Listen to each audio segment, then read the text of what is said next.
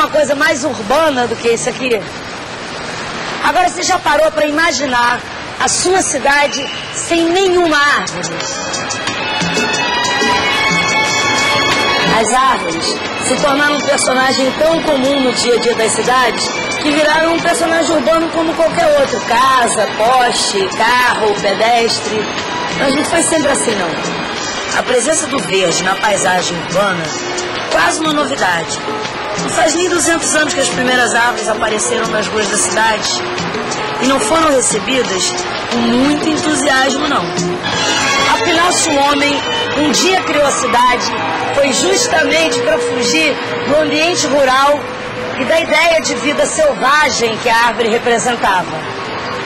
Mas essa aqui é a maior prova de que o verde também pode viver na cidade. Oi, tia, mais urbana das árvores.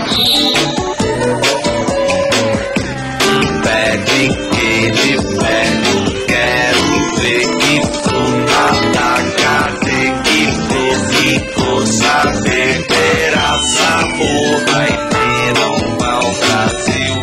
Pede que vermelho, verde que te quero ver qual é de pé na terra, até caber na tela da TV. Pede que esse é o passeio público do Rio de Janeiro, que está localizado no centro da cidade, entre a Avenida Mendes Sá e a Avenida Rio Branco. Duas avenidas cheias de oitis. E eles estão lá desde 1906. Mas muito antes dos oitis se espalharem pelas ruas, todo o verde que existia na cidade do Rio de Janeiro estava aqui dentro dos muros do passeio público. Ele foi criado em 1783. Não para aproximar os cariocas do verde, mas para aterrar um pântano que existia aqui. Mas esquisito ou não, a grande novidade trazida para a cidade pelo mestre Valentim, um ambiente arborizado, de cara caiu no gosto do homem urbano. Um lugar de encontro e prazer, dedicado à elite da colônia.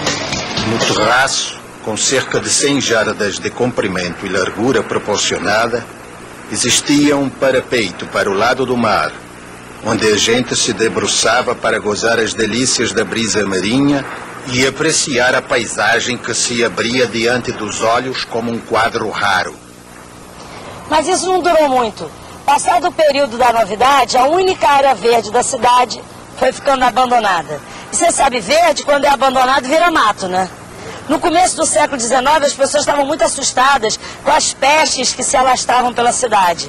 E na visão do homem urbano da época, um lugar cheio de árvores, encharcado e escuro, era a coisa mais anti-higiênica que podia existir.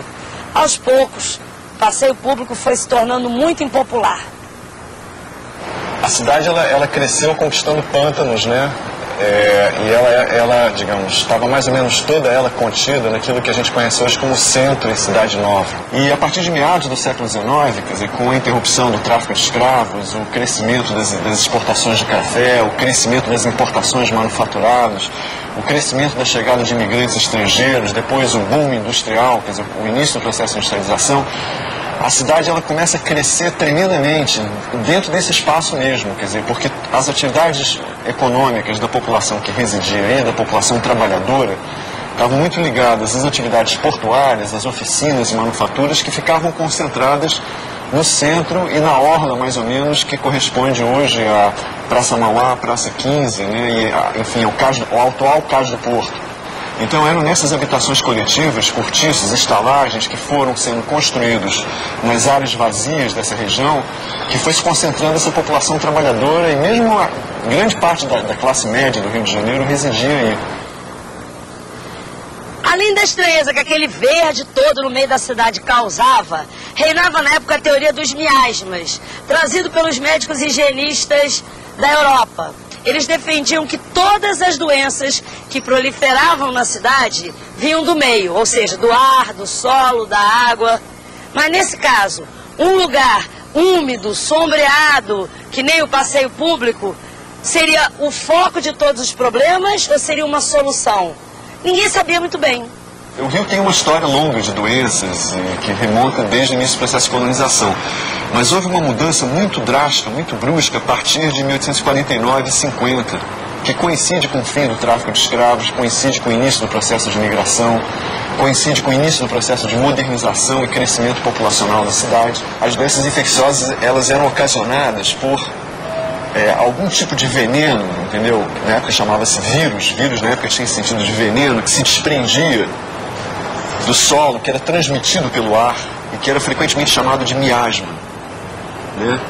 Então, os médicos, os higienistas da época, e o pensamento deles era muito influente, quer dizer, por consequência, os engenheiros, os políticos, enfim, as pessoas letradas, né, correlacionavam a eclosão dessas epidemias por exemplo, aos morros que bloqueavam a passagem de ar puro, a esse ar contaminado dentro das habitações coletivas, a esse ar viciado das ruas, a presença de pântanos, né? O Rio de Janeiro foi uma cidade que foi conquistada sob pântanos e havia a ideia que esses aterros tinham abafado esses pântanos, né? E dali se desprendiam também os miasmas. A medicina passa a relacionar esse miasma às matérias orgânicas em putrefação no meio ambiente. Quer dizer, aos lixos, às dejeções orgânicas, aos animais que permaneciam insepultos, aos cemitérios que tinham dentro das igrejas, enfim, a todo tipo de sujeiras, né, orgânicas que existiam na cidade que produziam, fermentavam esse gás venenoso, entendeu, que produzia as epidemias. A história dessa ilha verde dentro da cidade é cheia de altos e baixos. Até que a população se acostumasse com árvores nas ruas, a primeira e única área arborizada do Rio de Janeiro foi esquecida e resgatada várias vezes. Agora, o fundo do poço mesmo foi em 1860, durante a visita do príncipe Maximiliano da Áustria. Os cariocas, muito orgulhosos, queriam mostrar o seu jardim público para um convidado ilustre. Só que quando chegaram aqui, viram o príncipe fazer o gesto que ficou famoso.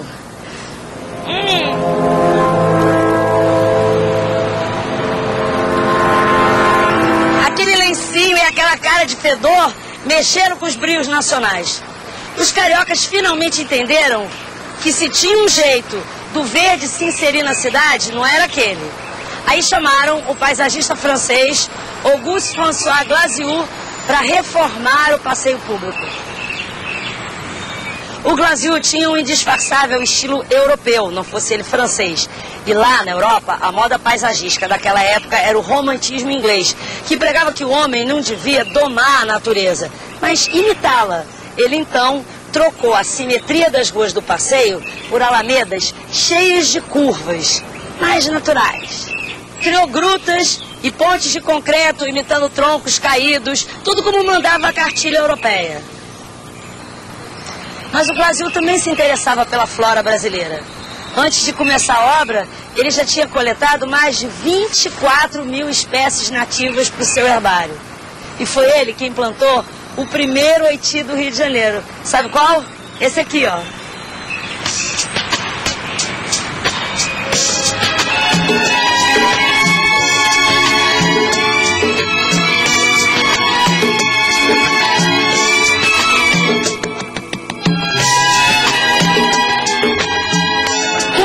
Reto e a copa certinha, sempre cheia de folhas, em qualquer época do ano, o oiti servia como uma luva no projeto do Glasiou. Perfeito para o ideal romântico de imitar a natureza. Afinal de contas, o oiti era uma ave com cara de árvore. Olha só o oiti, não tem uma pinta de árvore. O Glasiou fez mais do que trazer o primeiro oiti para o passeio. Com ele, as árvores começaram a ganhar as ruas da cidade. Timidamente, que ainda era muito estranho para um cidadão, para um homem urbano, conviver com uma árvore. Só existem plantadas 7.170 árvores, conforme a contagem que mandei fazer em abril. Evidencia-se, assim, a falta de arborização da cidade, havendo numerosas ruas em que não há arborização, e outras que se compõem de árvores impróprias a este fim.